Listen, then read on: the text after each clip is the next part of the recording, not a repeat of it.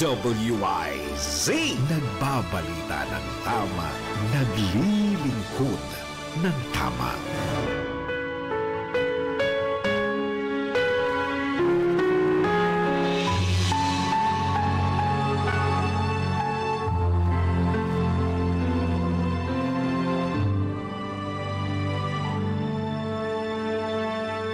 Ito ang oras ng panalangin. Panalangin para sa pamilya. Ang mga petisyon na nilalaman ng panalangin ito ay hinango sa mga katuruan ng salita ng Diyos, ang Biblia. Ang salita ng Diyos mula sa Kolosas 3, Kapitulo 18 hanggang 21 at Efeso 6, talatang 4. Mga babae, pasakop kayo sa inyong asawa, sapagkat iyan ang kalooban ng Panginoon. Mga lalaki, mahalin ninyo ang inyong asawa at huwag kayong maging malupit sa kanila. Mga anak, sundin ninyo lagi ang inyong mga magulang sapagkat iyan ay nakalulugod sa Panginoon. Mga magulang, huwag ninyong pagagalitan ng labis ang inyong mga anak at baka masiraan sila ng loob. Sa halip, palakihin ninyo sila ng may tamang disiplina at turuan ng mga aral ng Panginoon. Naway sabayan ninyo ako sa panalangin na ito. Salamat, Panginoon, sa biyaya ng pamilya na iyong pinagkatiwala sa amin. Tunay nga na ang pundasyon ng bawat pamilya ay ang matatag na pagsasamang mag-asawa.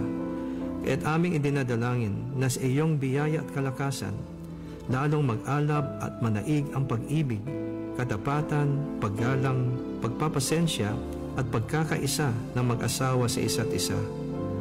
Turuan mo na kanilang matuklasan at pansinin ang mga magagandang bagay sa bawat isa, higit pa sa mga kakulangan at kapintasan, maging mapagpatawad at iwasan ang galit at negatibong komunikasyon. Turuan mo sila na lagi magpasalamat sa iyong mga biyaya sa araw-araw at palagiang hanapin ang bawat paraan kung paano sila makapagbibigay ng lakas loob at inspirasyon sa isa't isa. Aming ipinapanalangin na alinsunod sa iyong kautusan, ang mga asawang lalaki ay mahalin ng buo at wagas ang kanilang asawa, gaya ng pag-ibig ni Jesus para sa iglesia.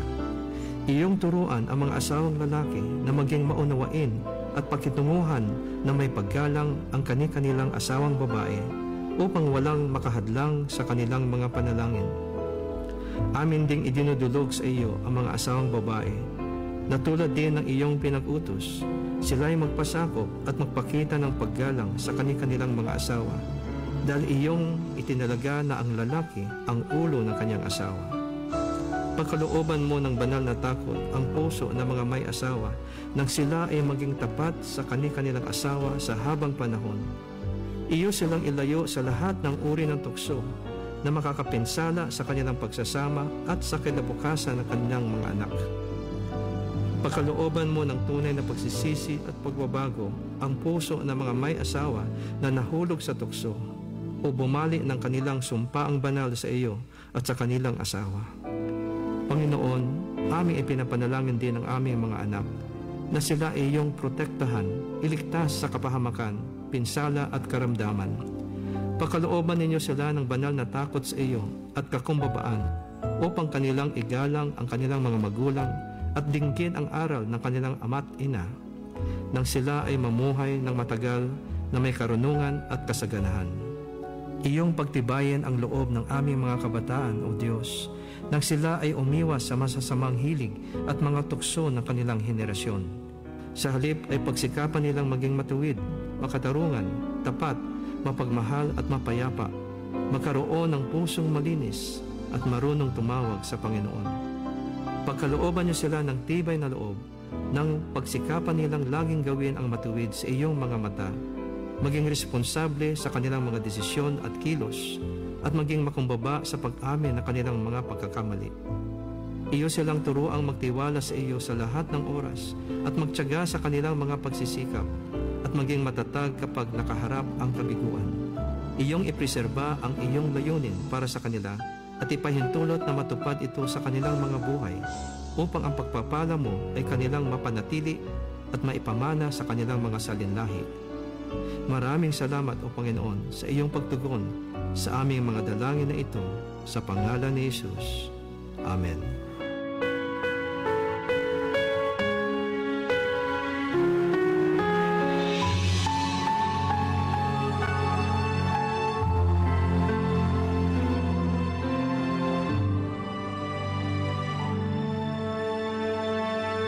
Exodus 18:21. But you choose from the people capable men, God-fearing men, men of truth, those who hate bribes, and put them over the people as rulers of thousands, rulers of hundreds, rulers of 50s, and rulers of 10s. Ang mabuting balita ay hatid sa inyo ng MX3. MX3. Dito ako, believe. Magandang araw po sa ating lahat, sa ating mga bisita. Inaanyayahan ko po kayo sa aming lungsod ng Alaminos para po mabisita at ma-experience ang ating mas pinagandang 100 Islands. Marami na pong pagbabago sa ating mga isla at sana makita namin kayo dito sa aming lungsod para po makapag-swimming, makapag-enjoy kasama ang inyong barkada at ang inyong pamilya itong summer vacation. So tara na dito sa Alaminos City para sa ating 100 Islands. Ang patuloy na pagpapaganda sa 100 Islands National Park at lungsod ng Alaminos ay pinangungunahan ni Mayor Art Brian Celeste. Hoy mga suki, hanap nyo ba ay mga murang bilihin, malinis at sariwang pagkain sa pang-araw-araw at handaan tuwing may okasyon? May suggestion kami sa iyo. Tayo na sa Macador Market na kung saan inyong mabibili ang mga mura, sariwa, malinis at ligtas na bilihin tulad ng karne ng baboy at baka, manok, isda, gulay at iba-ibang sangkap sa pagkain. Matatagpuan din sa Macador Market ang dry goods, groceries, eateries at fruit section. Kaya ano pang hinihintay nyo? Gawing bongga ang handa mo everyday with Macador Market. Macador Market is open from 4 a.m. to 8 p.m. Visit us at Macador Market, Galvan Street at Zamora Street sa downtown, Dagupan City. Nakikita pa ba ang pagmamano sa mga Pilipino ngayon, lalo na sa mga kabataan ngayon? Meron siguro, pero yung iba, inuutusan pa. Huwag sanang mawala ang tradisyong ito na nagpapakita ng paggalang sa nakatatanda. Atin ito, Pinoy ito. Kapag nakakita ng kabataan, paalalahanan at tanungin, nagmano ka na ba? Isang paalaala para walang makalimot. Hatid ng ALC Group of Companies, Aliw Broadcasting Corporation, Station DWIZ News Nationwide, DWIZ News FM Regional Group, Home Radio 97.9, Aliw Channel 23, Philippines Graphics, Cook, Plan Bank, Business Mirror, Filipino Mirror, Brown Madonna Press Inc., City State Savings Bank, AAA Southeast Equities Inc., Filipinas Pawn Shop, at ng Dari Batulao. Gina tayo kay Gina de Venecia. Love tayo ni Manay Gina. Maaasahan at handang tumulong sa 4 distrito ng Pangasinan. Manay, Gika na ba kay Manay Gina? Manay Gina de Venecia. Love natin si Manay Gina. Manay Gina de Venecia. 4 distrito, Gina ba kayo? Gina tayo! Huwag kakalimutan, Manay Gina de Venecia, #1 sa balota. DWIZ. Todo balita, Lunes hanggang Sabado dito sa DWIZ FM 89.3 News Radio Dagupan.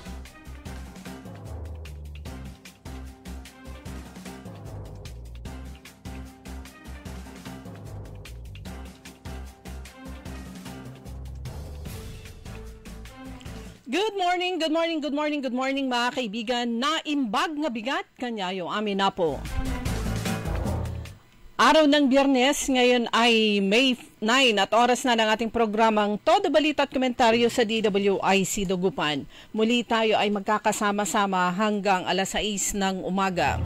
Inyong maririnig mga balita kaganapan sa lalawigan ng Pangasinan, sa ibang bahagi ng bansa at sa ibayong dagat.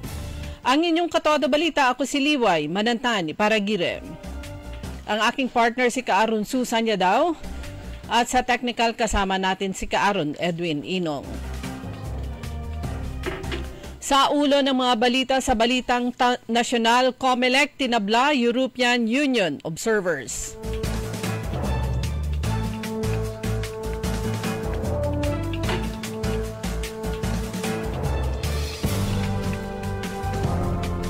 Mga Pinoy immigrant ipapatapon di umano ni Trump sa Libya. Todo Balita. Suspect sa pagpatay sa veteran journalist at dating Kalibong mayor na si Johnny Dayang natukoy na. Todo Balita.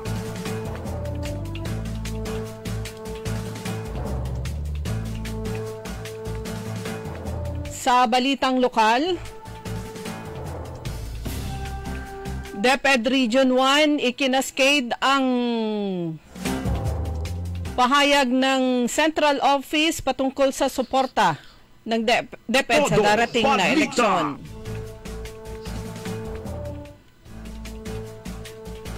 Sa bayan ng Bulinaw, schedule ng National ID registration tuloy-tuloy hanggang bukas. Todo Balita. Sa balitang pampalakasan,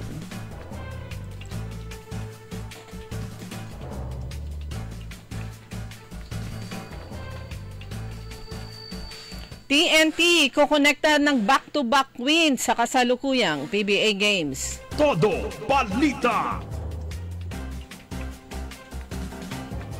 At ngayon sa detalye ng ating mga balita.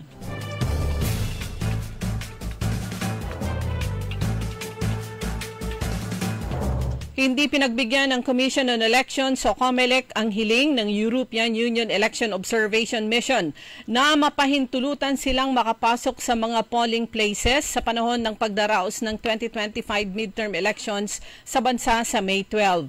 Ayon kay COMELEC Chairman George Erwin Garcia, isang paglabag sa mga batas ng bansa kung pahihintulutan nila ang mga observers na makapasok sa loob ng polling centers.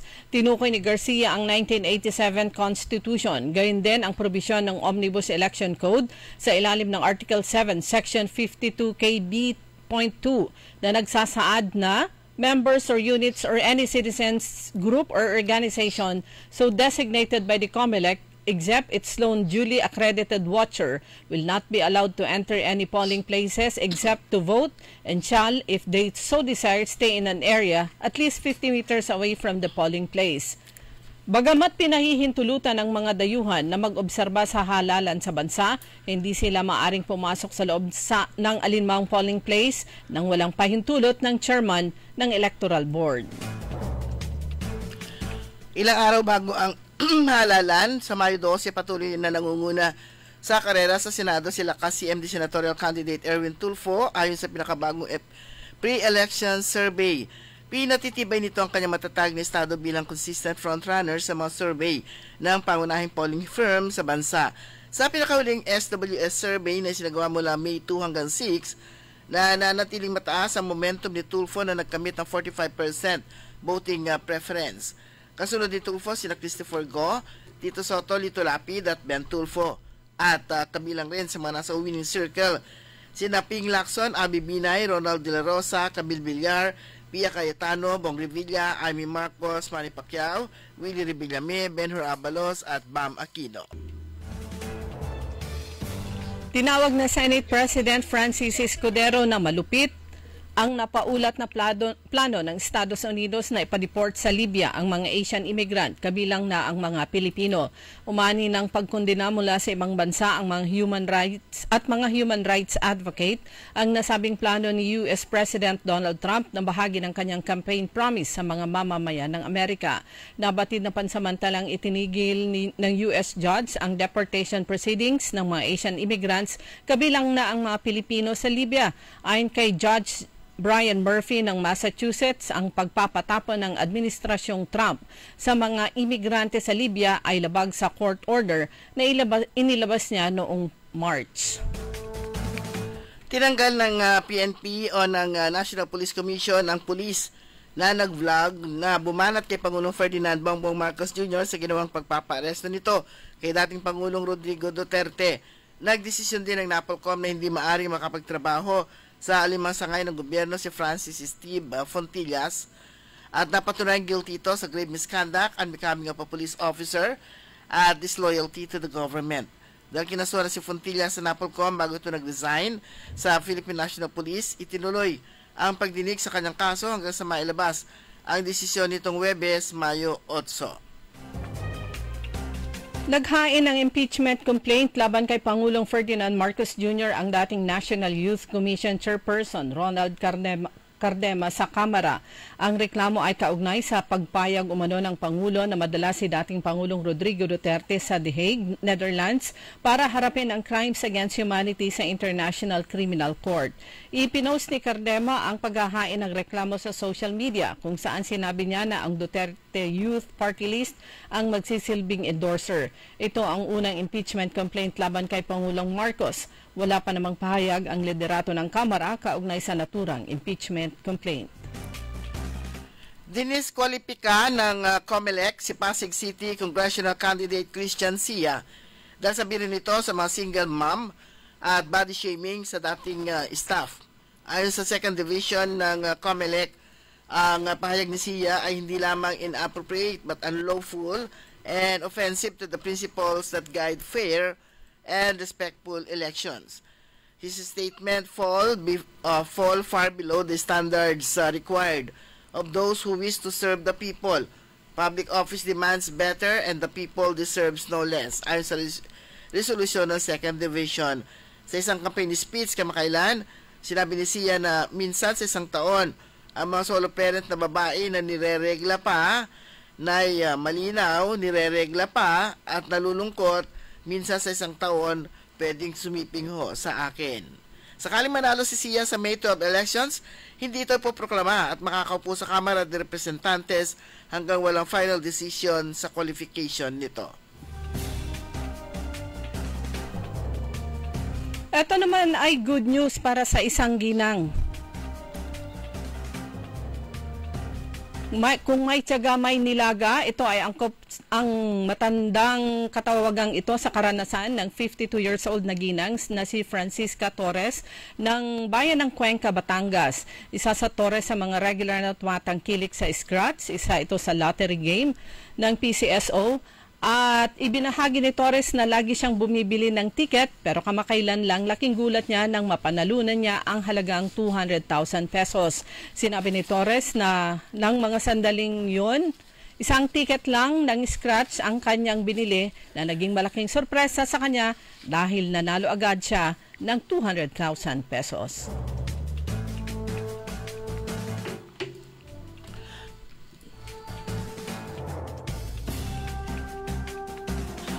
Sa ating balita sa ibayong dagat, nagbanta ang Pakistan na reresbahan nito ang India matapos silang atakihin ng huli na nagresulta sa pagkakasawi ng 3 katao, kabilang ang ilang bata kahapon ng madaling araw. Ayon kay Pakistan Prime Minister Shehbaz Sharif, karuwagan ng pag-atake ng India na sa siyam na lugar sa kanilang bansa pasado 1:00 ng madaling araw. Matatandang kapwa inaangkin ng India at Pakistan ng Kashmir kung saan noong nakaraang buwan ay pinagbabaril ng rebelding grupo mula sa Pakistan ang turistang India na nasa lugar. Dumako naman tayo sa mga balitang lokal. Ibinahagi ng Department of Education o DepEd Region 1 ang kung ano yung suporta ng DepEd para sa mga guro para sa darating na eleksyon. Kasama dito ang pagpapakilos ng Election Task Force na kasama ang real-time monitoring, agarang tulong at mabilis ng tugon. Ang pagtatag ng Election Command Center bilang sentro ng koordinasyon para sa lahat ng DepEd offices sa buong bansa. Dagdag pa dito ang pagpapalawak ng kaalaman at impormasyon tungkol sa mga magiging kaganapan sa darating na eleksyon. Paglalaan ng pondo para sa paglilinis ng lahat ng eskwelahan na gagamiting poll precincts sa Lunes. Samantala dito sa lungsod ng Dagupan, nasa 900 plus ang mga DepEd personnel na tutulong at aakto nitong darating na eleksyon. Kasama dito ang 489 na teachers na kabilang sa mga electoral boards sa iba't ibang precincts. Nagsagawa ng masusing inspeksyon at verifikasyon ng mga opisyal ng COMELEC Alaminos sa pangunguna ni Election Officer 4 Miguel Bautista Jr. kasama si City Treasurer Rolando Aglibot sa mga official ballots, forms, documents at mga supplies na gagamitin sa darating na May 2025 midterm elections sa Office of the City Treasurer kahapon na hapon. Ito ay masusing ito ay upang masiguradong tama at maayos sa madumating na election paraphernalia sa lungsod na nakatakdang ihatid sa bawat presinto ngayong linggo. Kabilang sa masumaksi sa natural inspection, sila City Legal Officer Melanie Awanan at ilang mga kandidato at kinatawan ng iba't ibang partido. Tuloy-tuloy ang isinasagawa na national ID registration ng Philippine Identification System. Ibinahagi ng Bolinao Tourism and Information Office. Ang schedule naman, ito ay nakatakda o nagsimula nung Lunes, May 5 at tuloy-tuloy ito sa hanggang May 10. Ito ay ginaganap sa Don Leopoldo Season Convention Center sa Alaminos City. Para sa ang mga serbisyo ay kasama dito ang PhilSys National ID Registration, pagbibigay ng e-PhilID para doon sa hindi pa nakatanggap ng kanilang PhilID card. Sa mga magpaparehistro, kailangan para sa 1 to 4 years old, kailangan ang national ID ng parents o guardian at original birth certificate. Para naman sa mga 5 years old and above na magpaparehistro para sa national ID, kailangan ng valid ID. Ito yung school ID. Accepted ang school ID para sa valid ID. Kopya ng birth certificate o original copy ng birth certificate at barangay certification kung sakasakaling walang kopya ng birth certificate. Sabay ng mga Aldani sa makabuluhang educational tour ay sinagawa noong Miyerkules, May 7 sa Jopat Integrated Farm sa Barangay Osiem, Mangaldan, Pangasinan para sa mga batang inaalagaan ng Caring for the Future Foundation Incorporated o CFF Philippines mula sa Dagupan City. Isinulong ito sa tulong ng Municipal Agriculture Office ng lokal na pamahalaan ng Mangaldan na naging katuwang sa pagsasagawa ng mga aralin at gawain sa buong araw ng kanilang pagbisita. Pawang mga scholar at benepisyaryo ng Guanson Group of Companies ang mga nasabing bata na siya ring nagsilbing pangunahing sponsor ng educational tour. Layunin ng programa na ipakilala sa mga kabataan ng kahalagahan ng sektor ng agrikultura at hikayatin na itong isaalang-alang na maging bahagi sila ng industriyang ito sa hinaharap. Sa tulong ng makawani mula sa Jopat Integrated Farm at MAO o MAO, sumailalim mga mabata sa mga lectures at hands-on activities tulad ng crop production, stone painting at fish breeding. Dumako naman tayo sa mga balitang pampalakasan. Sa PBA, ang unang back-to-back wins ang ikukonekta ng TNT Tropang Giga 5G sa pagsagupa sa Terra Firma sa Season 49 PBA Cup sa PhilSports Arena sa Pasig City. Lalabanan ng Tropang Giga 5G ang Jeep mamayang alas 5 ng hapon, kasunod ang bakbakan naman ng nagdidipensang Miracle Bolts at Northport Batang Pierre alas 7:30 ng gabi. Tinapos ng TNT hangad ang Grand Slam ngayong season, tinapos nila ang kanilang 3 dikit na kamalasan makaraang talunin ang San Miguel noong linggo. Samantala, sa boxing naman, malaki ang tsansa ni Olympian at decorated amateur Charlie Suarez na maagaw ang suot na WBO Super Featherweight crown ni Manuel Navarrete. Ito ang pahayag ni veteran promoter Bob Arum ng Top Rank Incorporated ilang araw bago hamunin ni Suarez ang Mexican sa linggo sa Pechanga Arena sa San Diego, California. Sumanya kabuhan na ating newscast sa ating Todo Balita at Komentaryo. Kami po yung matagapagbalita. Ako po si Susan Valdez Yadaw. Ako naman si Liway Manantani para girang. Oras po natin alas 5:21 ng umaga. Ang balitang ito ay inihatid sa inyo ng MX3. MX3. Dito ako, believe. Marcoleta sa Senado. Marcoleta sa inyo'y magseservisyo. Malalagot ang mga mapangabuso. Marcoleta sa Senado. Iboto Dante Marcoleta for Senator number 38. Ladies and gentlemen, the new face of your favorite resto bar in Dagupan City. The original party place in town. The Music Warehouse Club, Dagupan City. No need to go to Manila's top bars like Silo and BSK Club. Dagupan has it all. Fully air-conditioned with free entrance, free parking, and restrooms for all. Doors open at 7 p.m. Do well, live well, and dress really well. Find us at Paris Street, Barangay Pogo, Chico. Contact us at 075-522-2617. Reserve your tables now. Gina tayo kay Gina de Venecia. Love tayo ni Manay Gina. Maaasahan at handang tumulong sa 4 distrito ng Pangasinan. Manay, Gika na ba kay Manay Gina? Manay Gina de Venecia. Love natin si Manay Gina. Manay Gina de Venecia. 4 distrito, Gina ba kayo? Gina tayo! Huwag kakalimutan, Manay Gina de Venecia, #1 sa balota. Uy Suki! Mananap kayo na mamuran sa saliwan?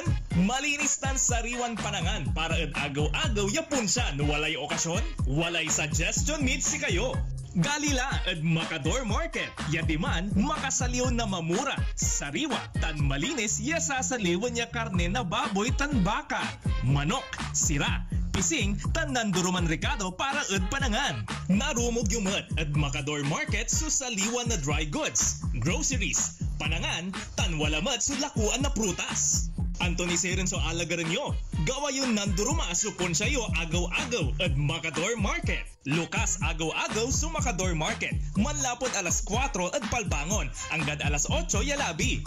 Bisita Kila at Macador Market. Galvan tan Zamora Street. Jad Downtown at Syudad na Daguban. Pakinggan natin ang tinig ng babaeng ito. Tao dito na tinatakot at nananakot. Ito ang sagot ko sa mga nananakot sa ating mga kailyan. Huwag niyo silang takutin! Harapin niyo ako! At pakinggan naman natin ang tula ni Mayor Rami Paraino. Ang panunungkulan ay serbisyong pinapahalagahan. Hindi ito kinakasangkapan para manira ng walang pakundangan. Tayo'y alipin ng ating sinumpaan. Pagmamahal at respeto sa kapwa ang siyang ating daan. Maglilingkod ng tapat ayon sa kagustuhan ng mamamayan. Para sa bayan, iwaksi ang kasamaan at mga ganid sa kapangyarihan. Maniwala ka, dulot nito'y walang humpay na kahirapan, madlay masasadlak pa sa kawalan. Ating pag-asa ang binibini na minumutya. Nakapiring ang mga mata, simbolo ng katarungan at hustisya. Samahan pa ng panalangin o sinta para sa mga walang budhing tatamaan ng sentensya. Makakaasa po kayo, tamang adikain aking paninindigan. Mayor Rami Paraino, ang tunay na anak ng Ordaneta. DWIC.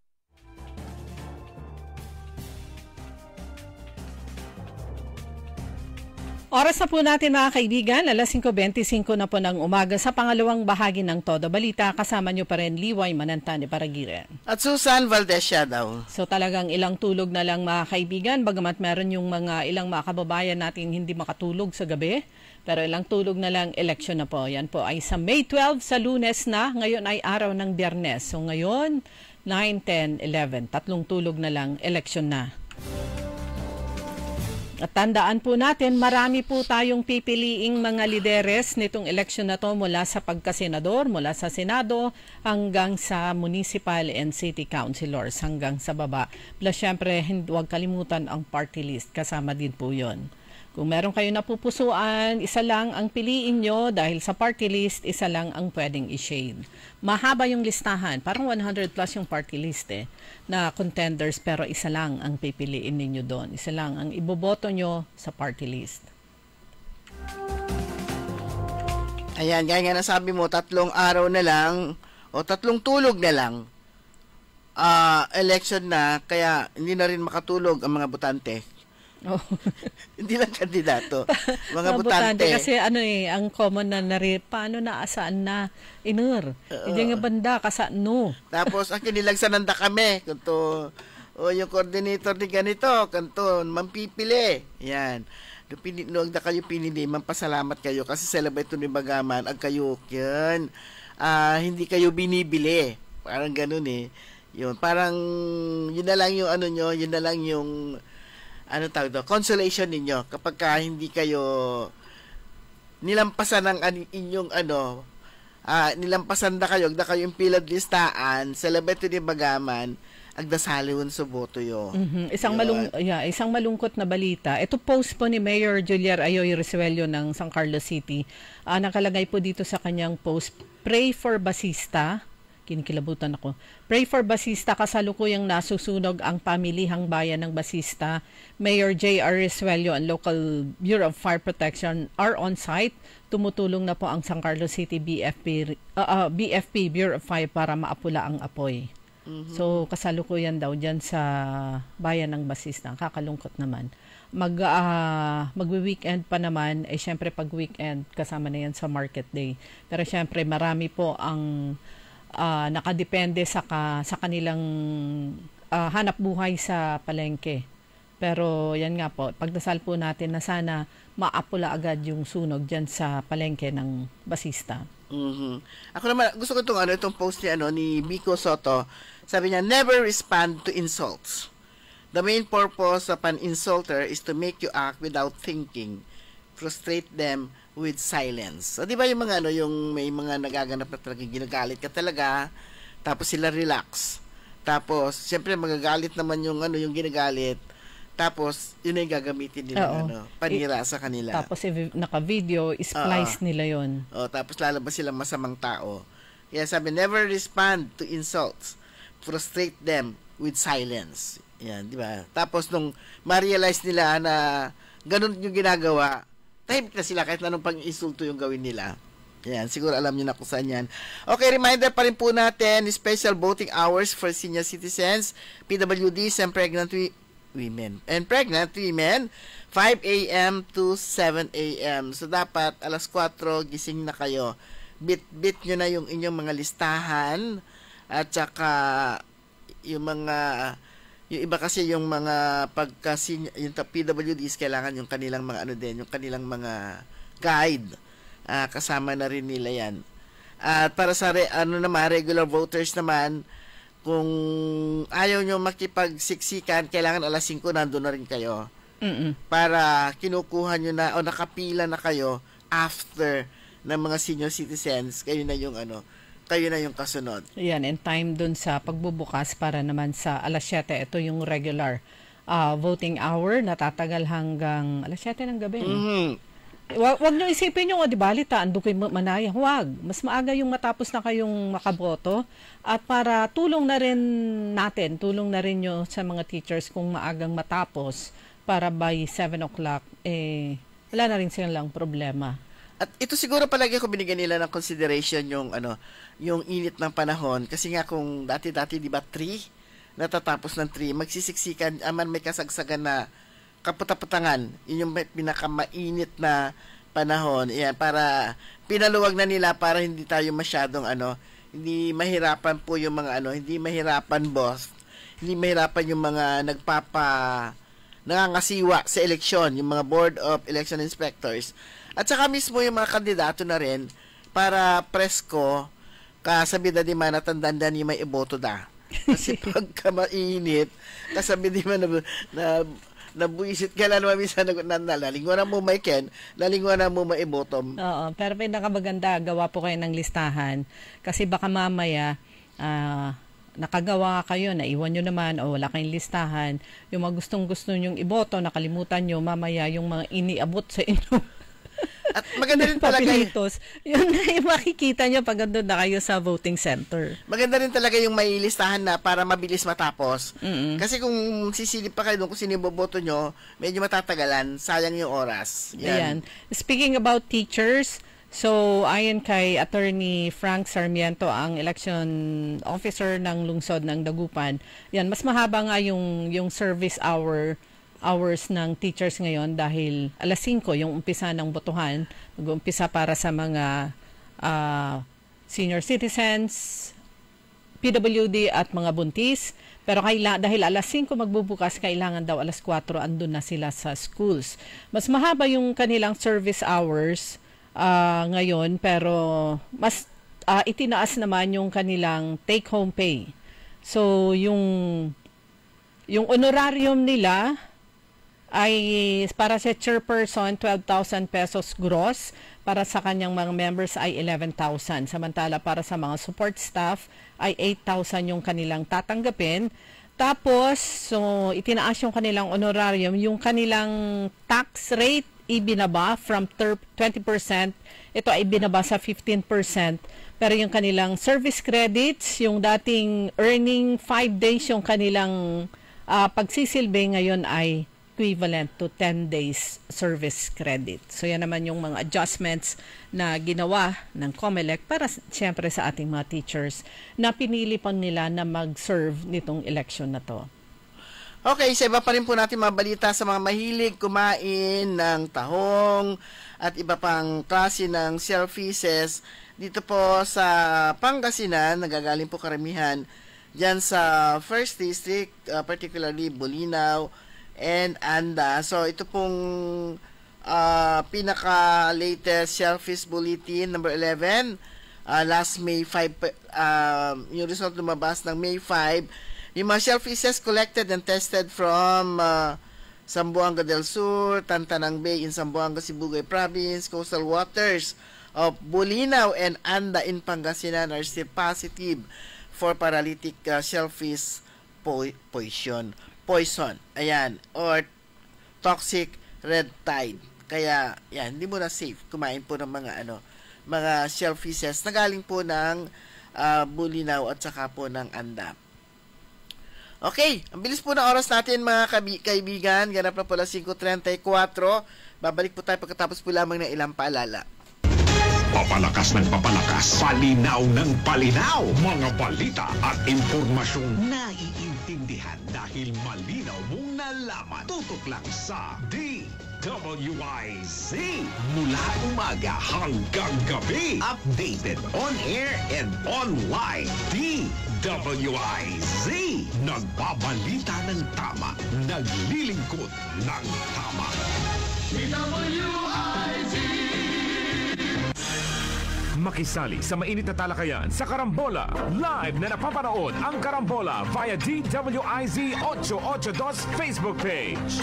Maaari ninyong ipadala ang inyong mga komento o opinyon sa aming mga text line 0908-136-6060 o tumawag sa aming hotline 470-1750-54.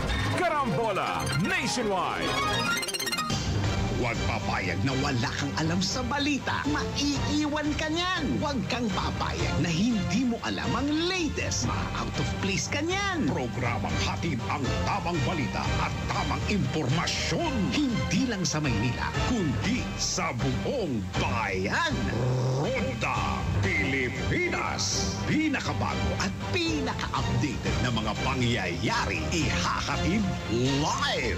Ronda Pilipinas. Kasama ang gigising sa inaantok mong dugo, si Dennis Antenor Jr. Ronda Pilipinas. Makinig sa buong Pilipinas sa DWIZ Manila hanggang saan mang sulong nationwide sa lahat ng DWIZ local stations sa buong bayan. Watch din ng live sa Aliw 23 at sa Facebook at YouTube ng DWIZ Ronda Pilipinas, Monday to Friday, 10 a.m. Narito na ang Filipino Mirror, ang unang tabloid sa negosyo. Nagtatampok ng mga eksklusibong balita at impormasyon ng pagtatagumpay sa negosyo. Ang tabloid na nagbibigay ng gabay at inspirasyon sa pag-unlad at pag-asenso. Filipino Mirror, naglalaman ng mga nagbabagang balita, napapanahong issue, may init na opinyon at komentaryo. Filipino Mirror, ang unang tabloid sa negosyo. Pinarangalan ng Gawad Tanglaw bilang natatanging pahayagan sa 3 magkakasunod na taon at marami pang pagkilala. Kaya bumili na at magbasa ng Filipino Mirror ng umasenso sa pagnenegosyo. DWIC.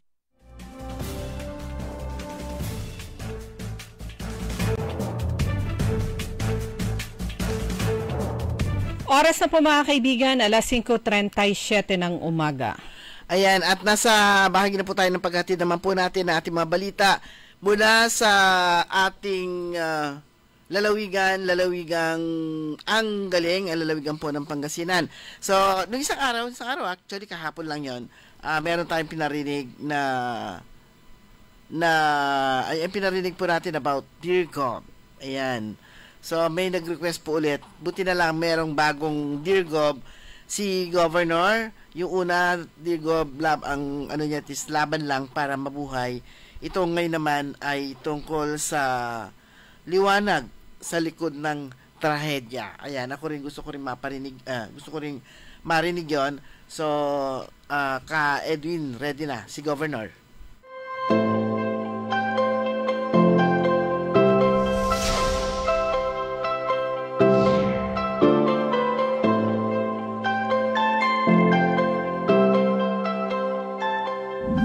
Sa likod ng bawat ngiti ay isang kwento ng pakikibaka. Isang kabataang minsang pinanghinaan ng loob, pinadapa ng hirap ng buhay, at halos walang pag-asa. Ngunit sa tulong ng isang pagkakataong binuksan para sa kanya, ngayon, siya ay nakatayo, matatag at muling nangangarap. Ito ang kwento ng isang scholar mula sa Pangasinan Polytechnic College na sa kabila ng lahat ng unos ay piniling lumaban at ngayon, siya ay patuloy na naglalakbay sa landas ng pag-asa. Hayaan niyong basahin ko sa inyo ang kanyang liham. Dear Gog, pangsyam ako sa 11 magkakapatid. Dahil sa hirap ng buhay, magkatuwang ang aming tatay na magsasaka at nanay na tindera ng isda sa palengke sa pagtataguyod sa aming malaking pamilya.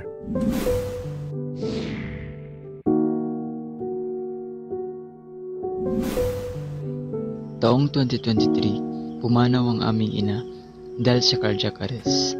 Hindi lang kami nawalan ng ilaw ng tahanan, nawalan din ng katuwang ang aming ama sa paghahanap buhay at sa pampinansyal sa aming pamilya. Ate! Kuya! Ate! Mga ate, kuya, alam niyo naman na napakahirap ng buhay natin. Nahintori ng aking pangarap na makatapos ng kolehiyo noong taong iyon. O sana ang kauna-unahan sa aming magkakapatid magtatapos. Natigil ako sa pag-aaral dahil sa kakulangan sa pinansyal. Dumagdag pa ang pagkawala ni Mamang. Dahil dito, ay naisipan ko muna magtrabaho para tumulong sa aming pamilya.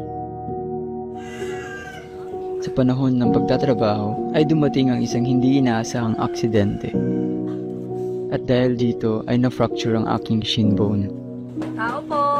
Kasabay nito sa panahon ng aking recovery, Yung galing dun sa parang pinatayuan ko. ay nalaman ko mula sa SK sa aming lugar ang scholarship na binibigay ng Pangasinan Polytechnic College na free college education. Sa kabila ng kagipitan at pagkakaroon ng cars sa aking binti, ay ninais at ginawa ko pa rin makapag-apply at makakuha ng entrance exam sa PPC. Dahil alam kong ito ang magbibigay sa akin ng bagong pag-asa para ipagpatuloy ang aking pangarap sa tulong ng Diyos.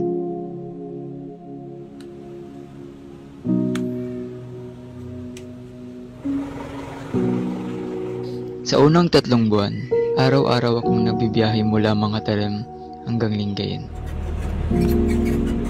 Sa halagang 200, araw-araw ay aking inilalaan sa pamasahe kasama na ang pagkain at minsan ay nagkukulang din.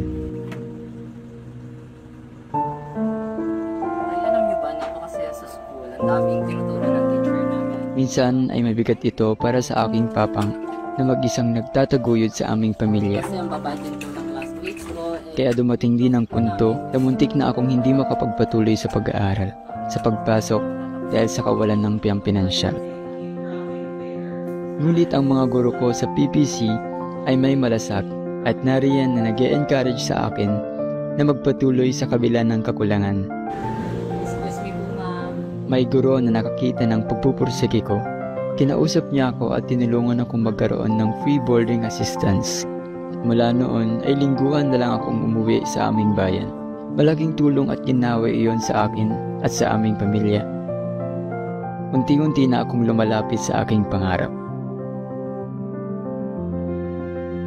Malayo pa pero malayo na. Pangarap at tiwala sa Panginoon ang pinangahawakan ko. Determinado akong makapagtapos sa kursong Multimedia Arts. Dahil naniniwala ako na maraming oportunidad ang may bibigay nito hindi lamang para sa akin, kundi ganun din sa aking komunidad at para sa mga kapamilya kong patuloy na nagdarasal para sa aking tagumpay. We thank God po sa buhay po ninyo, our Honorable Governor Ramon Gico III for allowing us students to step forward para maabot po yung aming mga pangarap.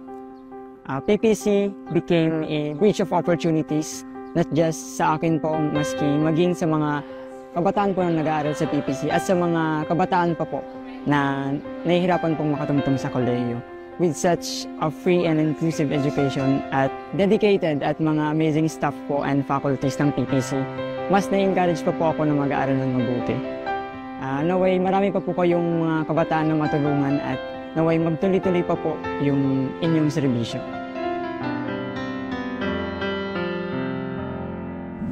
Sa bawat hakbang ni CJ patungo sa kanyang mga pangarap, bitbit niya ang aral ng kahapon at pag-asang hatid ng bukas. Hindi man naging madali ang kanyang pinagdaanan, pinatunayan niyang ang determinasyon ay makapangyarihang sandata laban sa anumang pagsubok.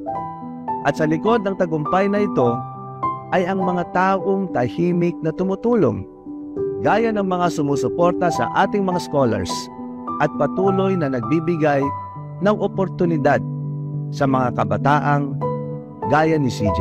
CJ, isa kang inspirasyon sa maraming kabataang Pangasinense. Hangad ko ang iyong tagumpay. Para sa mga nais magpadala ng kanilang liham sa Dear Gov, maging kwento, sumbong o anumang saloobin, maaari niyong ipadala ito sa aking tanggapan sa Kapitolyo. Muli, ito po ang inyong Dear Gov, patuloy na maglilingkod ng tapat at maasahan para ipagpatuloy ang galing ng Pangasinan.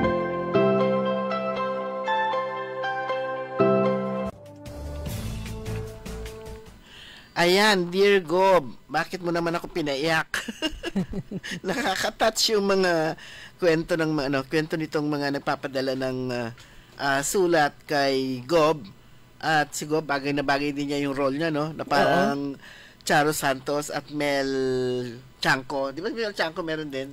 At saka meron yung isa pa na nasa GMA. Pero yun, mga kaibigan, kwento ng isang scholar. Marami pang kwento yun dahil napakaraming scholars po. Yung first batch ng Pangasinan Polytechnic College, ito brainchild po na ating gobernador, yung pagpapatayo ng kolehiyo para sa eskwelahan para sa mga kabataang Pangasinense. Ito yung kagandahan ng yung pagtanggap ng mga scholars na dadaan ka sa examination, interview, yung talagang deserving, yung scholarship para sa mga deserving na mga bata, katulad nitong si nagpadala ng sulat kay Gob na talagang nakakalungkot naman yung mga pangyayari sa buhay niya. So after ng may title ng kanya pagkatapos ng trahedya. So liwanag naman na ito yung nasabi nga niya, malayo pa pero malayo na yung kanyang narating. Bukod sa free na kolehiyo, college education, meron pang isang nagbukas na panangaro para si Kato kasi everyday sabi niya nagko-commute siya from mga Terem to Lingayen. Nakita yon ng isa sa mga teachers niya, tinulungan siya para magkaroon ng free accommodation o boarding house. Actually, isa yan sa mga plano po ni Governor Ramon Gico III na kung mabigyan ng free accommodation boarding house o tumira sa isang dormitory yung mga scholars na hindi talaga nila mahihirapan sila sa panggastos, yung araw-araw na panggastos, yung pamasahe, isa na dyan. Yung iba kasi matitiis nila yung gutom Kaya lang kung walang pamasahe, hindi sila makakarating sa school at hindi sila makakauwi. So isa yan sa mga plano ni Governor Gico na I think i-convert yung isa o ilan sa mga dormitories doon sa Narciso Ramos Sports and Civic Center para sa mga scholars na talagang mahihirapan sa kanilang mga pamasahe. At saka mahirap din yung gutom. Kapag gutom ka, hindi ka rin makakapag-aral. Yes nga, pero yung iba kasi kaya nilang tiisin yun eh. Pero kung wala kang pamasahe, hindi siya talaga makakarating sa paaralan. And speaking about Pangasinan Polytechnic College, ngayong araw, yung pinakahuling araw ng pagsasubmit ng inyong mga requirements para sa Pangasinan Polytechnic College admission test. Open until 9, May 9. Ngayon yung pinakahuling araw. Kung hindi pa kayo nakapag-submit, apurayo. Mag-submit na kayo. Pwede kayong mag-apply online. Buksan nyo yung Pangasinan Polytechnic College na page ng PPC. Andun yung link kung paano kayo makapag-apply online. Para naman sa mga walk-ins, pumunta lang po kayo sa PPC campus sa Narciso Ramos sa Lingayen.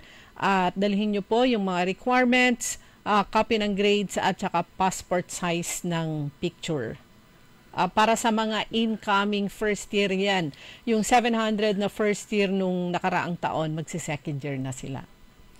Ayan. So, ang bilis po na oras natin pero bago tayo mag-break, good morning kina Ariel Awanan Bandong, sina Roberto Nimer, Randy Manawis, Marites Sabala Silang, pinapabati niya yung kanyang pamilya na nandiyan sa Barangay Caraal, Josilia de Mateo, Tessie Orlando Ake, Francis Tenorio, at saka si Dameli Silang. Ayan, si Madam Rose, nagja-jogging na ngayong oras na to. Kuya Benjitan, good morning. At saka sa aking friend na nagbigay ng higanting mangga, si Grace, good morning. Oras po natin mga kaibigan, ganap na po alas 5:49. Papalakas ng papalakas, palinaw ng palinaw, mga balita at impormasyong naiintindihan dahil malinaw mong nalaman. Tutok lang sa DWIZ. Mula umaga hanggang gabi, updated on air and online. DWIZ. Nagbabalita ng tama, naglilingkod ng tama. DWIZ. Appraisal and quick processing, avail of a City State Savings Bank jewelry loan. It's the handy, perfect solution for your temporary medical, educational, business, and other needs. Get a jewelry loan at only 2% per month and for a term of 6 to 12 months. Just bring one valid ID and proof of income. Your precious jewelry would be insured and there are no hidden charges involved. You've saved for and invested in jewelry for such a time as this. Let City State Savings Bank lend you some of the cash it's worth for when you need it the most. Inquire now at your nearest City State Savings Bank branch or call 8470-3333 or visit us at our Facebook page. Rest easy knowing that at Eternal Gardens, your loved one's memory becomes a timeless story. With nearly 5 decades of providing a compassionate and dignified final resting place, Eternal Gardens offers comfort to families during the most difficult times. Mula noon, ngayon, at hanggang sa mga susunod na panahon, Eternal Gardens. Kasama mo eternally. For more information, visit Eternal Gardens at A.B. Fernandez Avenue West, Dagupan City today. Developer, Eternal Gardens Memorial Park Corporation with HLURB license to sell number 18980 and 32531. DWIZ.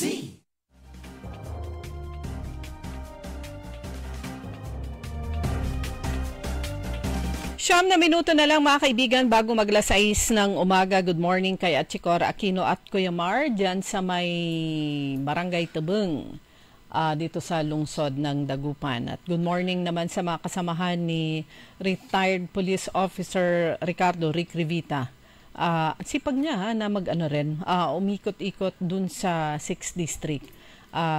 From police officer, naging mayor ng 2 termino. Tapos, he's trying naman na makapasok sa sangguniang panlalawigan bilang board member ng 6th District.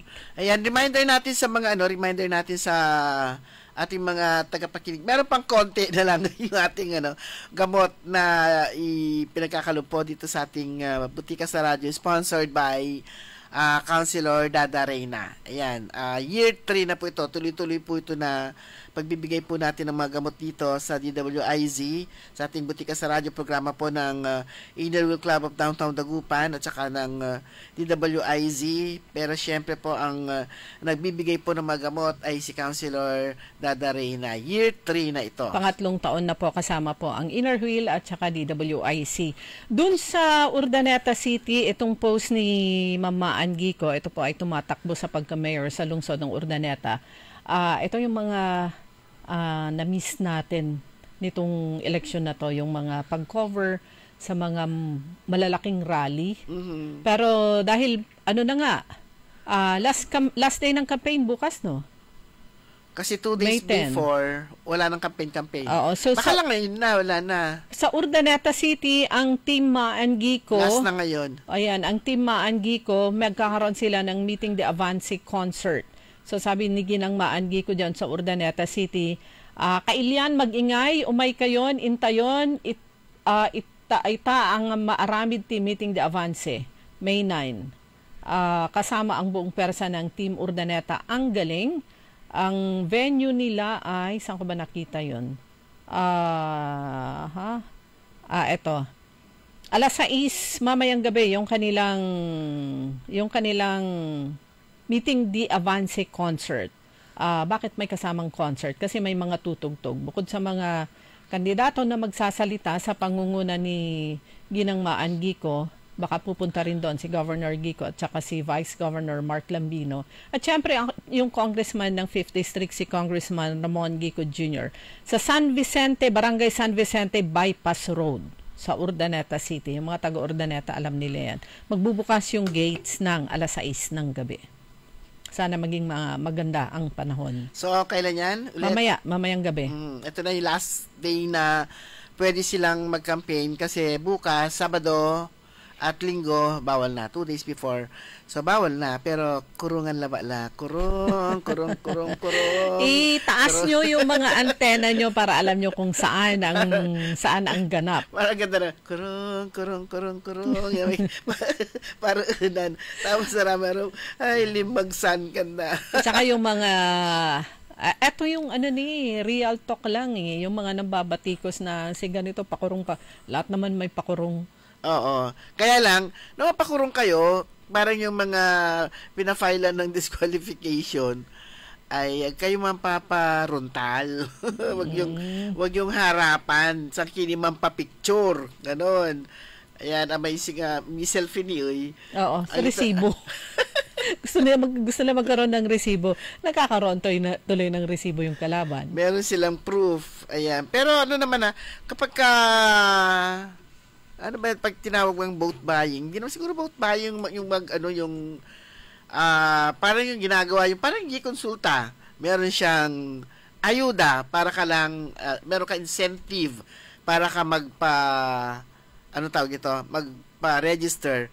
O yung mga nabibigay ng tig-50, nakikita natin na pinopost nila dyan sa Facebook, tig-50, pwede na rin yun, pamasahin niya ulan ng boto. Kasi hindi naman yun ang kapupuso na sa liutuman, kulang niingin na pang tricycle, di ba? Yung lalo na medyo araw-isulaan nyo, kulang pang tricycle yon. Aglaman kin, wag nang malaking, walang big deal man. Ayan, wala rama ang iter na toyo, kantura, tuka, ay magagamit rin niyo yung mga yon na pangluto, i-appreciate nyo na lang. Meron din yung iba kasi pinopost pa nila, may ken. May interda. Imbis na... Kumo, nagyula inawat? Oo nga, inawat na mot. Second to lang inawat mo mot. Kanto, ilutom lamang tan. Kanto, maarte ka. Balawan yung malalamang. Huwag nyo nang tanggapin. Awat na para i-post na. Pero, ang reaction ng netizen, sana all. Ganun eh, sana all. Yun ang reaction. Nakala niya, nag-expect sila ng yung may tawag nito, yung parang negative. Hindi, sa negative si Kato man rest back si Kato, sa ibagay totoo, sana parang si Kato babalawon to may ken. May inawat to. May inawat to. Pero yung pero sa interpretation naman ng iba, para siyang parang manusutil. Oo. O kaya nangiinggit. Nangiinggit. Yung iba nangiinggit, yung iba naman nangiinsulto. Parang gusto lang talaga ipalabas na, ito nagbo-vote buying, parang gano'n. Pero babagatilan kasi nakikita rin natin, lahat naman namimigay. Walang big deal. Kila masyadong maarte, awatan, laki-laki ng mga binibigay doon. Yan lang naman ang hinihintay na lahat. Yung kapag kanaidlanod. Although marami na ngayon nakikita po natin, lalo na sa Dagupan, dami talaga yung parang ang laki ng chains dito sa Dagupan. Aliwalan singararan ng umbanagya, nagunoy, anong mo, daming pila, yan, dami noon, awatan dya, awat liman, pero natan, paruunan. Paruunan natin. Okay, para po sa mga hindi pa rin nila nahahanap yung kanilang mga precinct, ito po yung online para sa mga mampabangat kilad Sara, anak yo, apuyo. Sundan nyo itong mga simple steps na to. Punta kayo sa website ng COMELEC, www.precinctfinder.comelec.gov.ph, at pasok kayo dun sa enter your information, lagay nyo inyong location, local or absentee voter ba kayo, then full name, local voters, pili nyo siyempre yung probinsya nyo tsaka municipality nyo. Para sa mga overseas, hindi bali lang, tapos palara, yung step 3, kunin nyo na yung precinct details nyo. So, once you submit your personal information, yung polling place and precinct number nyo, lalabas yun along with your voter registration status. Kapag hindi nyo mahanap yung record nyo, double check your information for typos or errors. Baka nagkamali lang. If issues persist, punta na kayo sa local COMELEC office para maaga pa, maremedyohan na at mahanap na ninyo yung inyong mga presinto at hindi kayo sa mismong araw ng eleksyon naghahanap. Okay? Tama. Dahil dun sa bungad, kung saan andun yung mga listahan, marami po yung naghahanap ng kanilang mga precincts. Pero, yun nga, ilista nyo na yung mga iboboto nyo para pagdating ng May 12, pipila na lang ang gagawin nyo. So mga kaibigan, wala na po tayo sapat na oras. Ang tabayanan po ninyo. Susunod agad, early in the morning, makasama po ninyo si Karen Olin Navarro, Kuya Benjitan, good morning. Sa programang Todo Balita at Komentaryo, kami po niya nakasama sa technical side, si Ka Edwin Inong. Ako po si Liway Manantan, Iparagiren. Ako naman si Susan Valdez Yadaw. Magandang umaga po sa inyo lahat. Ang balitang ito ay inihatid sa inyo ng MX3. MX3. Dito ako, believe. Nagbaba